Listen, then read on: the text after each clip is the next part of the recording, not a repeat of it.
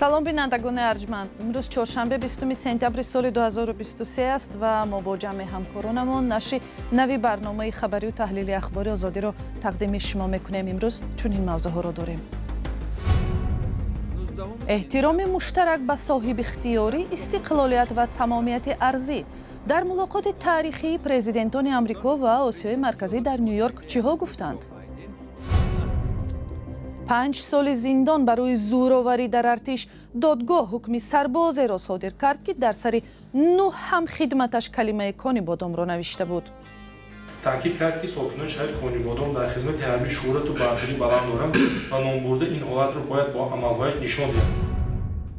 در شهر وحدت برقرارسازی خانه‌های در سیل آسیب دیده ادامه دارد، ولی تا حل پره مشکلات وقتی بیشتر لازم می شود. اومد زد یک گروه است خیستم که پس دیوار سیلام آمد. زد اینا چپا کردم. پرزیدنت ایالات متحده آمریکا جو بایدن در ملاقات نخستینش با 5 رهبر کشورهای آسیای مرکزی تاجیکستان، قزاقستان، قرقیزستان، ترکمنستان و ازبکستان به تمامیت ارضی کشورهای منطقه تاکید نمود. بایدن که با قاسم جمعت توقیف، صادر جبارов، امامعلی رحمان، سردار بردی محمد و شوکت میرزیویف در حاشیه مجمع کل سازمان ملل متحد دیدار نمود، این ملاقات را تاریخی عنوان کرد. با گفته بایدن ایالات متحده آمریکا با این کشورهایی که روسیه آنها را منطقه تحت نظر خود مینامد تعهد مشترک به صاحب اختیاری، استقلالیت و تمامیت ارضی دارد. اسکندر خواجه میرزاده گزارش می‌دهد. 19 سپتامبر در شهر نیویورک در ملاقات با پرزیدنت‌های قزاقستان، قرقیزستان، تاجیکستان، ترکمنستان و ازبکستان، پرزیدنت ایالات متحده آمریکا جو بایدن به اهمیت حفظ تمامیت ارضی آسیای مرکزی تاکید کرد. در ملاقات با رهبران ممالک آسیای مرکزی که با نام گروه C5 جمع 1 معروف است، او ابراز داشت که احتمال به همین زودی‌ها در یکی از کشورهای آسیای مرکزی با آنها دیدار و گفتگو خواهد داشت. با فکرم این لحظه تاریخی بنیاد همکاری نزدیک میان کشورهای آسیای مرکزی و ایالات متحده آمریکا است که سالها این جانب ادامه دارد. این همکاری در زمینه صداقت و احترام مشترک صاحب اختیاری، استقلال و تمامیت ارضی پایه‌گذاری شده است. با عقیده من امروز این پرینسیپ ها بیش از هر وقت دیگر اهمیت پیدا کردند، زیرا ما همکاری ها را به قله های نو می رسانیم. اولا تحکیم همکاری در مبارزه با تروریسم است که گسترش سرمایه گذاری های امنیتی ایالات متحده آمریکا در آسیای مرکزی را در نظر دارد. ثانیاً ما پیوسته همکاری های اقتصادی منطقوی را تحکیم می بخشیم. برای مثال یک پایگاه نو برای صاحبکاری تأسیس می‌یابد که در آن به مقصد رشد دوامدار تلاش‌های دیپلماتی ما با بخش خصوصی همکاری بهتر خواهد داشت.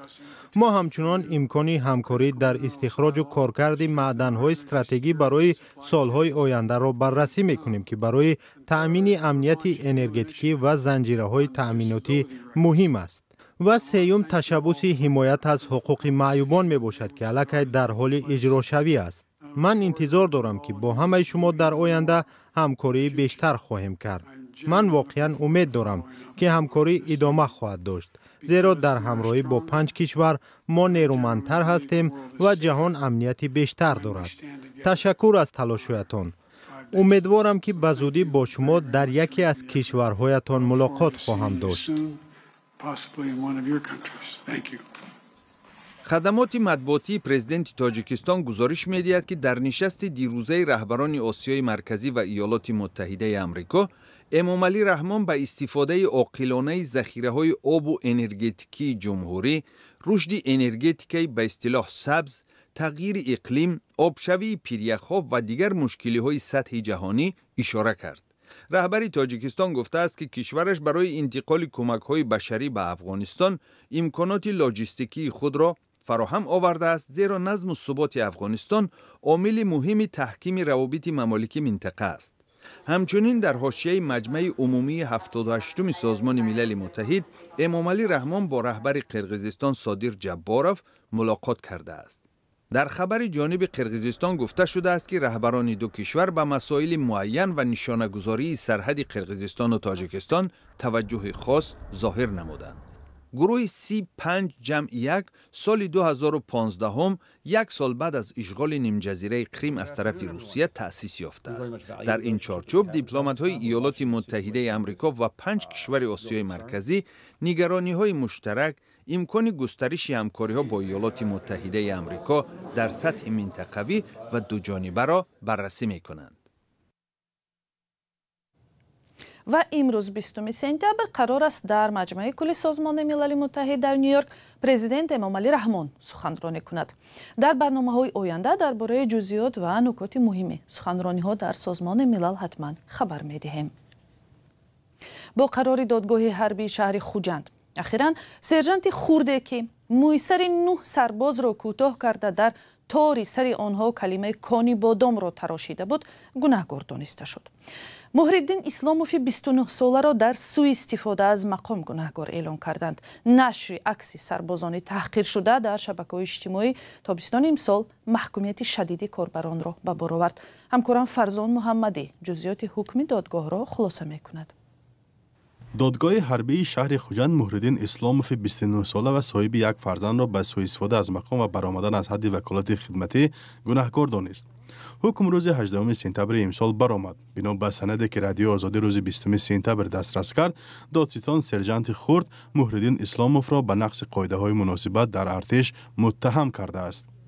سرجنت خود اسلاموف تعداد جنایتکاران خود را ادامه داده با مقصد نشان دادن برتری جسمانی خود در نزد دیگر سربازان زاده شهر کانیبادام بودنش اعلام کرده تاکید کرد که ساکنان شهر کانیبادام در خدمت حربی شهرت و برتری بلند دارند و نام برده این حالت را باید با عملهایش نشان دهد. تابستان امسال در شبکه‌های اجتماعی عکس نشر پهن شد که با تراشیدن قسم موی سر 9 نو عسکر نام کانیبادام را ساختند. در سر هر عسکر یک حرفی. حادثه در قسم نیروهای مرزبانی چارکو در اسفره شده است. دادستانی کل تاجیکستان گفته بود عکس ماه ینور سال 2022 گرفته شده تنها ماه ایون امسال رسانه‌ای گردید. در این قضیه محرالدین اسلاموف از کانیبادام نقش کهنه سرباز و ام دولتوف عکس بردار را بازیدند. خود اسلاموف در سخن آخرینش در تالار دادگاه گفته است این جرم را اعتراف می‌کند. من برای کارم گناهان درستم شرمانم. با در نظر داشت شخصیت خود سودشونده بنابر آنکه در این دورانی در حبس پیشکی قرار داشتنش تا مرافع سودی علاقه از شخصیت او برمی‌آید که اصلاح شده و بدون تطبیق جزای محروم ساختن از آزادی امکان پذیر میباشد. از سود خواهش کرده میشد که با دسترسی ماده 72 کد جنایی تاجیکستان بنابر صحیح پشیمانی از کردارش پرونده جنایت در 3 سال سودی قطع کرده شد. پس از شنیدن طرف‌ها دادرس شاغفران عثمانزاده هنگام قرائت حکم گفت که اسلام محرالدین نصیب‌بایویچ با ماده 391 قسم 1 کودکس جنایتی جمهوری تاجیکستان گناهکار دانسته با این قسم ماده با او جزای محروم ساختن از آزادی به مدت 5 سال با ادا کردن جزا در کانال اصلاحی نظامش عمومی تعیین کرده شود. در چند ماه آخر این مورد دومی به جوابگری کشیدن سربازان سابق برای تحقیر نواسکران در قسم‌های حربی تاجیکستان است. مهتر سالاری یاد دفشن در ارتش تاجیکستان مشکل کهنه است. هر چند وقت خبرها درباره زخمی شدن یا فوت سربازان به رسانه‌ها راه می‌یابد. حکومت تاجیکستان ماه اکتبر سال گذشته به سازمان ملل گفته است از سال 2019 تا 2021 و سبب رعایت نشدن آیین‌نامه نظامی بیشتر از 100 سرباز به هلاکت رسیدند. فرزان محمدی، رادیو آزادی شهر خوجند. و برنامه را با مطالب دیگر پی میگیریم. در شهر وحدت برقرارسازی خانه‌های ادامه دارند که در نتیجه سیل خرابی آور ماه اوگوست ویران شدند ولی کار تا نهایت زیاد است. گزارش زرنگیز نوروزشاه. سیل خرابی آوری آخری ماه اوگوست در برابر خانه و انشاءات زیاد در شهر وحدت پول را هم ویران کرد که ده‌ها کودک از آن گذشته به مکتب می رفتند. راهروی کلان بود، راه ماشین گذر بود، همین را آب برد. در تا مقصد همین قدر نفر خوجگی زندگی میکند. 430 طلبه ما از همین طرف مقصد باید مکتب رود، راه مکتب رو نداریم. برای آسان شدن روای ساکنان از چوب و درخت راه و گذرگاهی موقتی ساختند. در این زمان مقامات از آغاز ساختمان و بازسازی کوپرک و بنا و انشاءات دیگر خبر میدهند که در پی سیل ویران شدند. با گفته مسئولین در برخی از منطقه‌های ضرر دیده علاقه راه‌ها تعمیر شدند. نمایندگان کمیته زمین و ساختمان منزل‌های پورا نابود شده ساکنان را رویخط کرده برای جدا کردن زمین به حکومت پیشنهاد کردند. حالا حکومت مسئله برقرارسازی بنا و انشآت ضرر دیده را بررسی دارد. راه‌های ماشینگرد و کپرک‌ها را بازسازی داریم. با عائله‌های آسیب دیده مواد غذایی و کمک‌های دیگر می‌رسانیم. سیل شب 28 اوگوست در تاجیکستان سبب مرگ 21 نفر شد. تنها در منطقه رومیت وحدت در پی این آفت طبیعی 17 نفر جان باختند. ده عائله در شهر وحدت و ناحیه رودکی و ورزاب از خانه و جهاز و حاصل زمین‌های نزد حولگی خود محروم شدند. اومد زد یک گروماس خستم که پس دیوار سیل آمده. زد اینا چپا کردم. همین دیوار رو چپا کردم. اگر تو پام چیه که داشتیم پامیدور و چیه که داشتیم همشه نیست نابود کرد. مسئولین در شهر وحدت ضرر آفت طبیعی را بیش از 15 میلیون سومانی گفتند. هنوز حجم عمومی آسیب معلوم نیست. کمیته حالت‌های فوق‌العاده خبر داده بود که همراه با سازمان‌های بین‌المللی بیش از 500 عائله ضرر دیده را در شهر وحدت و ناحیه رودکی و ورزاب کمک کردند. در همین حال برخی از ساکنان محله‌های نزدیک به شهر دوشنبه که در آفت طبیعی شب 27 به 28 اوگوست خانه و درشان ویران شدند میگویند هنوز کمک نگرفتند. این ساکنان میگویند با تلاش خود و خرج مبلغ حالا تنها توانستند آب و لای را از خانه‌های خود بیرون کنند. تاجیکستان سالانه از فلاکت‌های طبیعی میلیون‌ها دلار زیان می‌بیند. سال روان در چنین آفت‌ها بیش از 500 خانه و 4 مکتب آسیب دیده 10 نفر جان باختند. بینندگان ارجمند، حالا پارچه از یک فیلم مستند همکاران ما را می‌بینیم که زندگی ساده و زیبا و خاکسارانه مردم جماعت سری خسار ناحیه بلجوان را به تصویر کشیده است. مردم کهنسال این گوشه زیبای تاجیکستان قصه می‌کنند که چگونه زندگی داشتن و حال روزگارشان چگونه سپری می‌شود.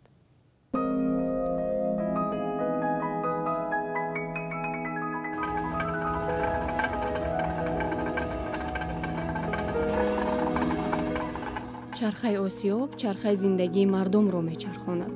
آسیاب آبی در دهه موجه سری خسار 80 سال اخیر خدمت چند دهه را میکند.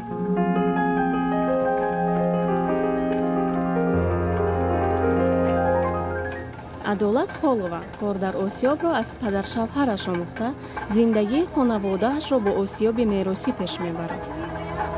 آسیاب آبی است. آسیاب آبی است. آب ما آب ناز است. نظر به آب نای سویتی به حد ناز است برای که آب نانش ملایم نیست. بهار آب زیاد می شود. این آسیاب در یک روز تا 6 خالطه گندم را آرد می کند. حالا آب به زمین های کشت می رود. کاری آسیاب کم می شود.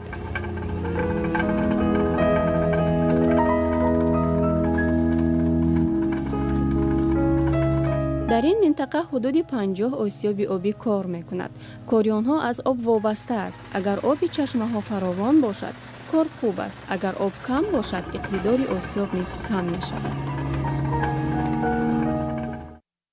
بیننده گرامی، فیلم مذکور به زودی در وبسایت azadi.org و صحیفه های ما در فیسبوک و اینستاگرام و کانال آزادی ویدیو در یوتیوب نشر می شود. از این رو بازگشت به صحیفه ما را فراموش نکنید. و حالا یک خبر. یوسف رحمان دادستان کل تاجیکستان با استیون کاوانا معاون رئیس اینترپل در فرانسه گفتگو کرده است. دادستان امروز با نشر بیانیه رسمی گفت ملاقات روز 18 سپتامبر در قرارگاه اینترپل در شهر لیون صورت گرفت و در آن جستجوی بین المللی متهمان به جنایت، شخصان بیدرک شده و پیشگیری از سفر متهمان به تروریسم به خارجه بررسی شده است. اینترپل که سازمان پلیس بین المللی است به کشورهای جهان در بازداشت متهمان به جنایت کمک می‌کند. و بینندگان عزیز، فرصت برنامه در همین جا به پایان میرسد. می نداریم که تا این لحظه ها با ما بودید. خبرهای از این بیشتر را پیوسته می توانید از سامانه رادیوی آزادی و صحیفه های ما در فیسبوک و اینستاگرام، تیک تاک و تلگرام و یوتیوب و ادنا کلاسنیکی پیدا کنید. و خبرهای ساعت به ساعت را همیشه می توانید از وبسایت رادیوی آزادی پیدا کنید. به زودی خبرهای آخر از نیویورک هم نشر می شود که در اونجا قرار است بعد از چند ساعت پرزیدنت تاجیکستان امامعلی رحمان سخنرانی کند.